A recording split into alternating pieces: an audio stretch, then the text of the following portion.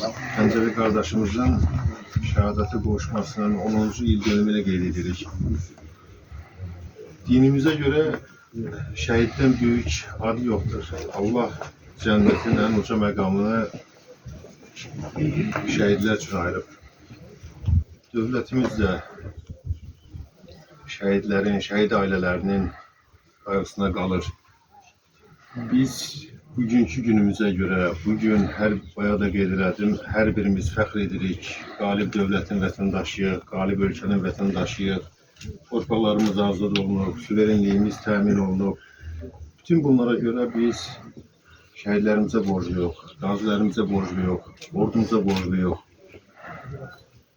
2016-cı ilin aprel döyüşləri 2023-cü ilin antiterror əməliyyatına, ondan əvvəl 2020-ci ilin 44 günlük vətən müharibəsinə gedən yolun başlanğıcı idi. O başlanğıc bizdə o məğlubiyyət sindromunu ilk dəfə qıran, o müharibənin, bu münaqişənin gedişində dönüş yaradan bir tarix idi. Həmin tarixdən sonraki dövrdə baxırıq ki, üstünlük bir tərəfə keçdi. Psixoloji üstünlük və o da yekun nəticədə torpaqlarımızın azad olunmasına nəticələndi. Bugün milli qəhrəmanımız Pəncəli Teymurov başda olmaqla bütün şəhidlərimizin ruhu şaddır. Biz buna əminik. Çünki onlar bu torpaq uğrunda, suverenliyimiz uğrunda, ərazi bütövlüyümüz uğrunda canlarını fəda ediblər. Bugün onların intiqamı döyüş meydanında alınıb. Azərbaycan özünə yaraşan şəkildə, özünə layiq olan şəkildə bütün şəhidlərimizin intiqamını alıb, onların qanı yerdə qalmadı.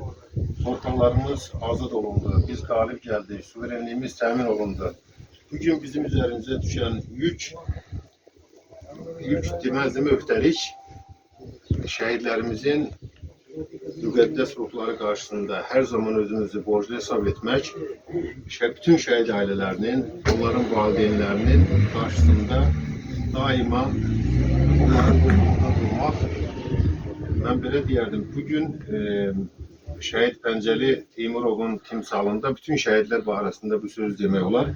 Əgər şəhid olduğu günə qədər o Nurməmməd kişinin, Vahimə xanımın övladı isə, bugün 10 milyonluq Azərbaycanın və dünyada yaşayan 50 milyondan artıq Azərbaycanlının övladıdır, qardaşıdır.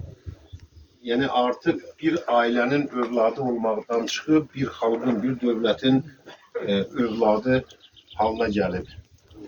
Azərbaycan var olduqca, Azərbaycan yaşadıqca onların əziz xatirəsi daima yaşayacaq. Onlar əbədiyyətə qovuşurlar, amma hər bir Azərbaycanlının qəlbində özlərinə yer eləyiblər. Biz artıq bir neçə ildir ki, gəlirik, bu tədbirlərdə iştirak edirik. Hər il istər biz milli qəhrəman adı veriləndə də bu tədbirləri gördük. Keçən ildə, bu ildə, hər il dönümü günlərində buraya axışan insan selini görürük.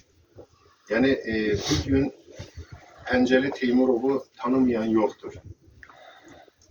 Artıq mən də öz növbəmdə fəxr edirəm ki, bugünə qədər mənim təmsil etdiyim dairədə 5 milli qəhrəmanımız vardı. Bir vətən müharibəsi qəhrəmanımız vardı. Bugün isə onların sayı 6-dır. Bura artıq qəhrəmanlar yetişdirən bir yer olmaqla biz də fəxr edirik. Yəni, elə bir insan yoxdur ki, Pəncəli Teymurovdan fəxrləməsin. Ümumiyyətcə, şəhidlərimizin keçdiyi həyat yolunu biz araşdıranda görürük ki, onların hər birinin həyat yolu bir qəhrəmanlıq dastanıdır, bir qəhrəmanlıq salnaməsidir. Mən bir daha Pəncəli Teymurov başda olmaqla bütün şəhidlərimizin, ərazi bütövlüyümüz, suverenliyimiz uğrunda canından keçən bütün şəhidlərimizin ruhu qarşısında baş əyirəm. Onları dünyaya gətirən, boya başa çatdıran valideynləri qarşısında baş əyirəm və Allahdan onlara səbr, bütün şəhidlərimizə rəhmət diləyirəm. Allah rəhmət eləsin.